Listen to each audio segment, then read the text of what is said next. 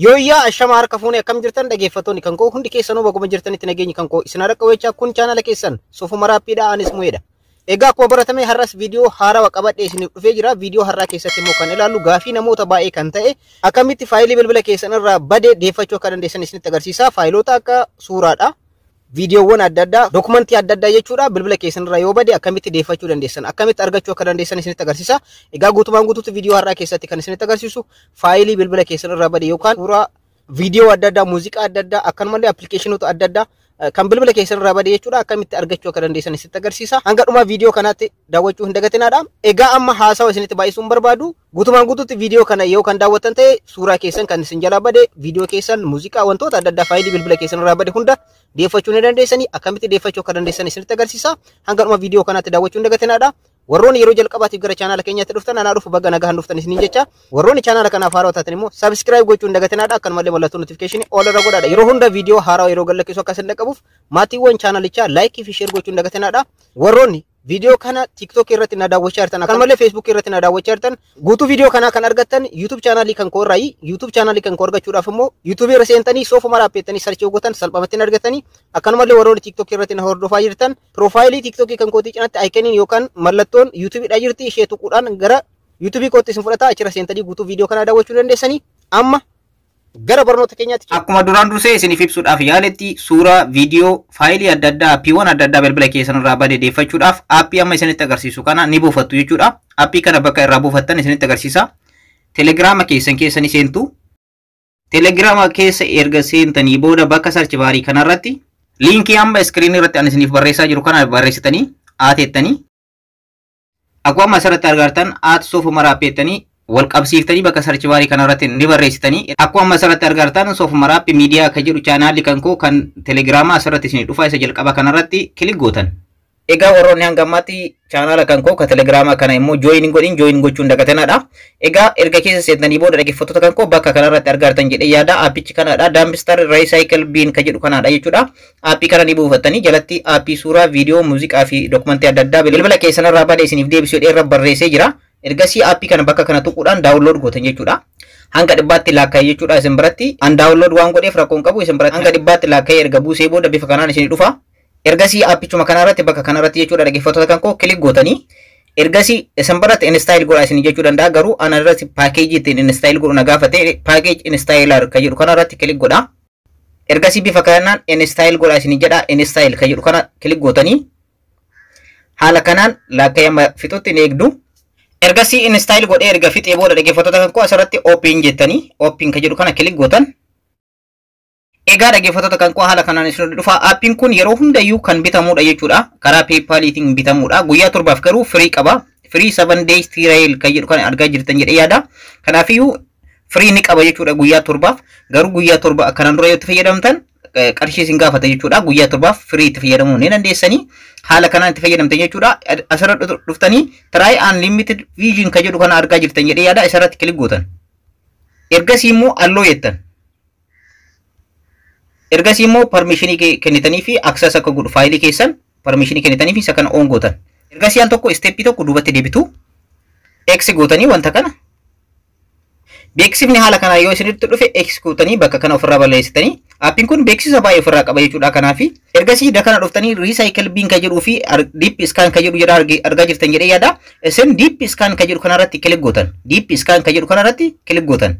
Egaa dhaggeeffattoota kan koo Deep Scan Recovery kun haala kanaan recover godhee deebisee isinii fide jechuudha. Fakkeenyaaf imeejii 1647 inni qaba. Akkanumallee viidiyoo 118, audio 56 naaf deebisee jira jechuudha.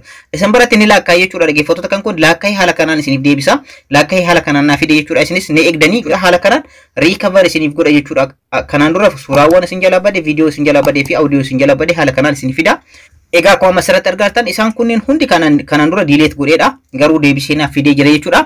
Egaa asirratti immoo wanta tokko isinitti agarsiisuu barbaada. Imeejii barbaadan imeejii ka jedhu kanarratti kilik gootanii, viidiyoo barbaadan immoo viidiyoo ka jedhu kanarratti kilik gootanii akkuma argartan jechuudha. Akkanumallee audio yoo ta'e audio isa jedhu kanarratti kilik gootan. So bifa kanaan jechuudha kan deeffattan dhaggeeffattoota kan koo kaataagoriidhaan. Amma fakkeenyaaf imeejii akkamitti gara bilbila keenyaatti deeffanna. Aappiin kun scan godhee erga nuuf fidee booda akkamitti gara bilbila keenyaatti deeffannaan jechuu dandeessanii. Wanti guddaan garuu jalqaba irratti laakkaa'ee hamma fixuutti ni eegdu jechuudha. Steepii kana kan dogongore laakkaa'ee hamma fixuutti ni eegdan ni laakkaa'e jechuudha. Imeejis deebisuu irratti ni laakkaa'e, viidiyoo deebisuus isiniif laakkaa'e, audio illee isiniif laakkaa'e jechuudha. Amma dhaggeeffattoota kan koo suuraa deeffachuu barbaadan bakka imeejis jedhu kanarratti kilik gootanii imeej bakka jedhu kanarratti kilik gootanii ergasii suuraawwan kanneen hundayyuu isiniif fida. Suuraawwan kanneen keessaa kan deeffachuu barbaadan ni filattan. Fakkeenyaaf amma suuraa kana filadhee jira. Suuraa amma sirriitti argartan kana isarratti kilik gootanii suuraa irratti ergasii haala kanaan isiniif fida. Diileet gochuu barbaadan diileet gootanii akkanumallee namootaaf sheer gochuu barbaadan sheer gootan karaa imootiin karaa telegiraamaatiin karaa barbaadanii jechuudha sheer gochuu dandeessanii. Inni nu barbaadnu har'a riistoor kan jedhu kanarratti kilik gootan riistoor isa jedhu kanarratti kilik gootan steepii isaan dogongoreenaadha. Riistoor isa jedhu kanarratti kilik gootanii ergasii wantoota kanneentu isinii dhufa. Yeroo jalqabaatiif aappii kanatti yoo fayyadamaa jiraattan guyyaa 7 firii waan isinii kennuuf isa sanatti fayyadamtan guyyaa 7 firii qabdan akka barbaadanii itti fayyadamuu dandeessan. Guyyaa 7 booda immoo aappiin kun aappii baay'ee cimaa ta'e waan ta'eef kafaltii isinirraa barbaada. Kafaltii kafaltaniifi warroonni dibeetii adda addaatiin yookaan gara peepaalii maaliin kafaluu barbaadan start free trial kan jedhu kanarratti kilik gochuudhaan asirratti kafaltii raawwachuu dandeessan. Asirratti yookaan kireediit kaardii fi dibeet kaardii yoo qabaattan asirratti kafaltii raawwachuu dandeessan. Warroonni immoo kafaltii kennuun barbaanne immoo yookaan kafaltii kennuun barbaanne asirratti watch and ads kan jedhu kanarratti kilik gootanii sekendii muraasaaf jechuudha. Amma fakkeenyaaf sekendii 30 naaf kenne sorgeetti asirratti argattan jedhee yaada. Sekendii 30 ni ilaaltan jechuudha beeksisa kana.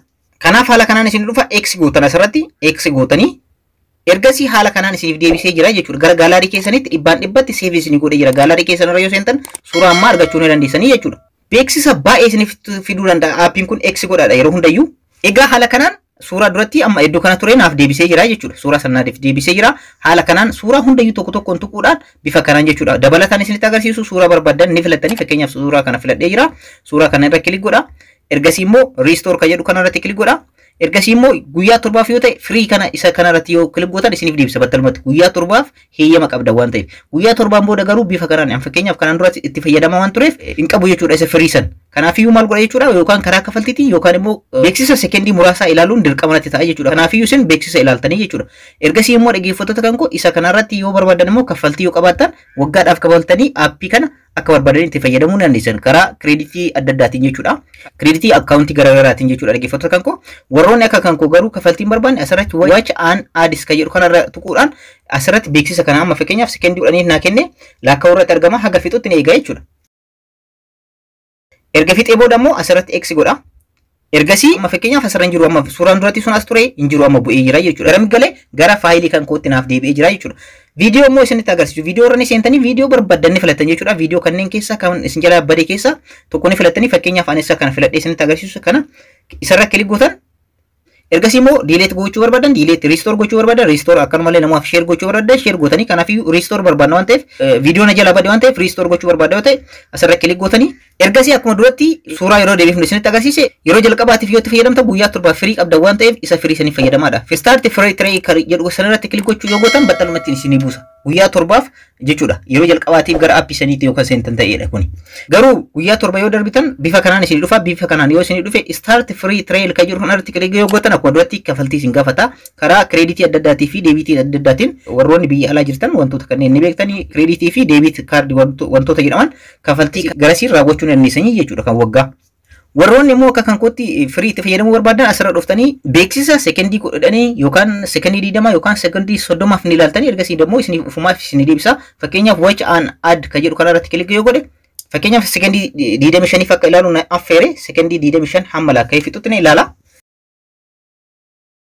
Ilaaltanii erga fixanii booda asirratti X gootan jechuudha. X gootanii battalumaan viidiyoo kana gaalaarii keessanitti isiniif deebisa. Gaalaarii irra seennee immoo bakka kam akka seene haa ilaallu. Haala kanaan viidiyoo kanneen hundayyuu bifa kanaan deeffachuu ni barbaadanii suuraas bifa kanaan suuraa barbaadan bifa kanaan ni deeffattan audio illee yoo barbaadan audio illee bifa barbaadanii deeffachuu dandeessanii haala kanaan tokko tokkoon deeffattan jechuudha. Kanaafiyyuu bifa tokko tokkoon bifa amma isinitti agarsiise kanaan deeffachuu ni dandeessanii. Aappiin kun beeksisa baay'ee qaba. Suuta jettanii deebifachuun isin barbaachisa. Garuu aappoota hundarrayyuu jechuudha. Aappiiwwan biraas jiranii yeroo biraa qabadhee isin dhufa kan suuraa viidiyoo adda addaa deebisuu danda'an.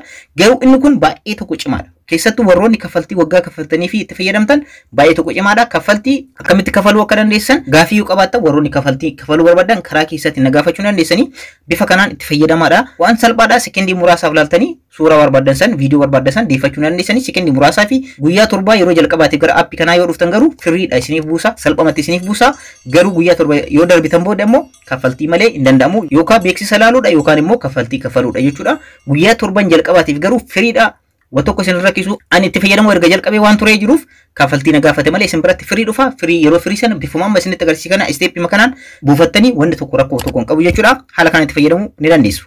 Amma immoo mee deebi'eera moo hin deebine suuraan amma duratti deeffadhe san argitanii jirtanii deebi'e moo hin deebine ka jedhu gaalaarii kan koo keessaa ilaalu gaalaarii keessanii seentanii ergasii riistood ka jedhu jira asirratti kilik gootanii akkuma argitan suuraa kanadha jechuudha. Suuraa kanneen amma fakkeenya tokko kanaadha tokko isa kanaadha jechuudha. Suuraa kanneen bifa kanaan na deebisee jira.